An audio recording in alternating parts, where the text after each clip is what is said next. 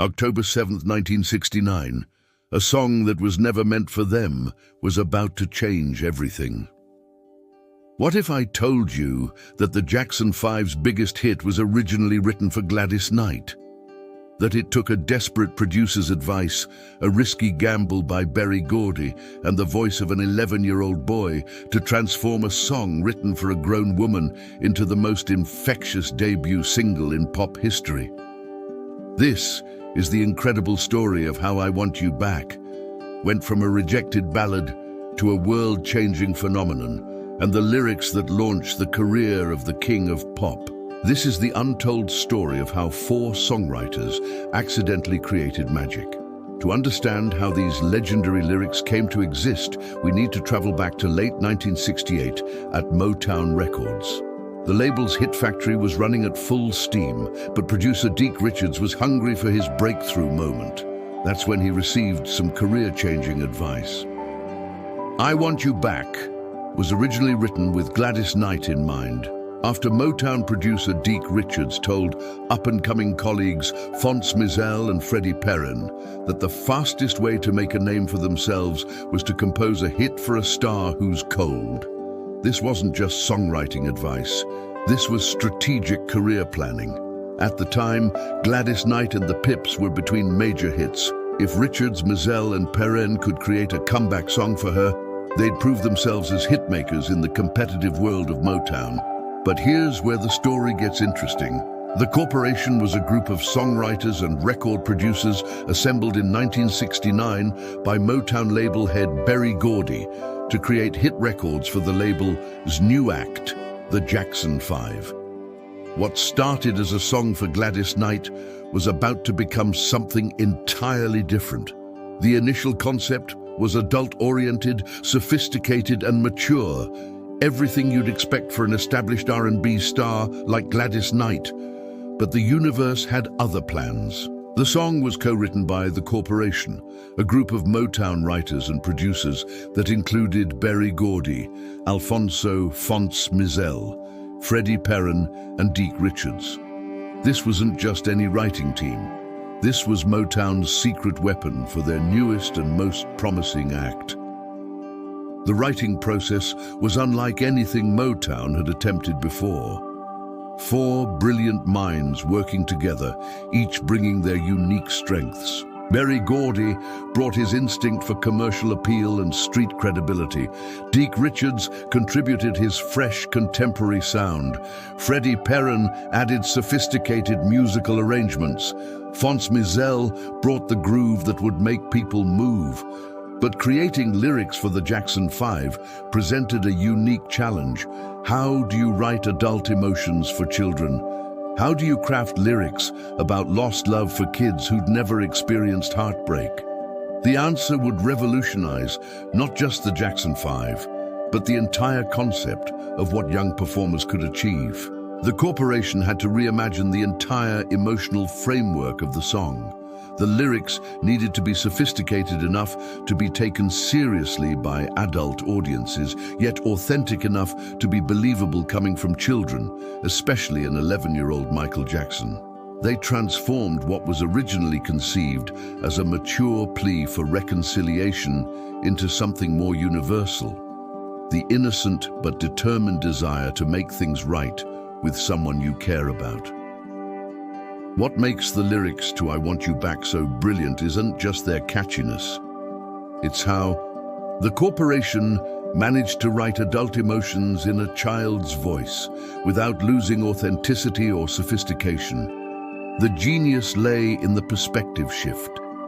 Instead of writing about complex relationship dynamics, they focused on pure, simple emotion, regret, determination, and hope. The lyrics captured that universal feeling of realizing you've made a mistake and desperately wanting to fix it. The Jackson 5, with its lightning rod singer Michael, represents the future. Seeing a child sing soul beyond his years was irresistible. The lyrics had to match this incredible vocal ability while remaining age-appropriate. The corporation created lyrics that worked on multiple levels. Adults could relate to the emotional honesty and sophisticated musical arrangement. Young people could connect with the straightforward emotion and infectious energy. The words were simple enough for children to understand, but emotionally complex enough for adults to respect. But perhaps the most brilliant aspect was how the lyrics established Michael Jackson's persona from the very first song. Here was a child singing with the emotional depth of someone much older, yet maintaining an innocence that was completely believable. The lyrics created the template for everything Michael would become. The songwriters weren't just writing a hit single, they were crafting the foundation of a legend. Motown CEO Berry Gordy brought the group to Motown's Hitsville, USA studio in Detroit, Michigan, and assigned them to work with Bobby Taylor as their producer. Taylor, who had personally brought the Jacksons to Motown, began having Michael, Jermaine, Jackie, Tito, and Marlon record cover versions, but I Want You Back would be different. When the Jackson 5 first heard the song, something magical happened. The lyrics that had been written as an intellectual exercise suddenly came alive. Michael's voice transformed the carefully crafted words into something that sounded completely natural and spontaneous. Then they are relocated to Los Angeles, and a new round of recording takes place, with songwriters Deke Richards, Freddie Perren, and Phonce Mizell. Mr. Gordy gets involved with one track in particular, I Want You Back, recognizing its potential to be something special. The recording process revealed the true genius of the corporation's lyrics. What looked like simple words on paper became a complex emotional journey when filtered through the Jackson brothers' harmonies and Michael's extraordinary lead vocals. The lyrics weren't just being sung, they were being lived. Even though Michael was too young to have experienced the romantic heartbreak described in the song, his delivery was so convincing that listeners believed every word. The corporation had created lyrics that transcended the age and experience of their performers. The Jackson 5's first Motown single, I Want You Back, was released on October 7, 1969, and became the first #1 hit for the band on January 31, 1970. But the real cultural impact went far beyond chart positions. It was performed on the band's first television appearances on October 18, 1969, on the Hollywood Palace, and on their milestone performance on December 14, 1969, on The Ed Sullivan Show. These performances proved that the lyrics weren't just studio magic. They worked in front of live audiences. The song did something unprecedented in popular music. It proved that children could deliver adult emotions convincingly, that sophisticated lyrics could be accessible, and that Motown's hit formula could work across generations. I Want You Back has sold over 6 million copies worldwide. But the real legacy of these lyrics was what they set in motion. They established the Jackson 5 as serious artists, not just a novelty act. They proved that Berry Gordy's gamble on a family from Gary, Indiana, was worth every penny. And they gave the world the first taste of Michael Jackson's extraordinary ability to inhabit any song and make it his own. The lyrics of I Want You Back didn't just launch a career, they redefined what was possible in popular music. The success of I Want You Back created a template that would influence popular music for decades.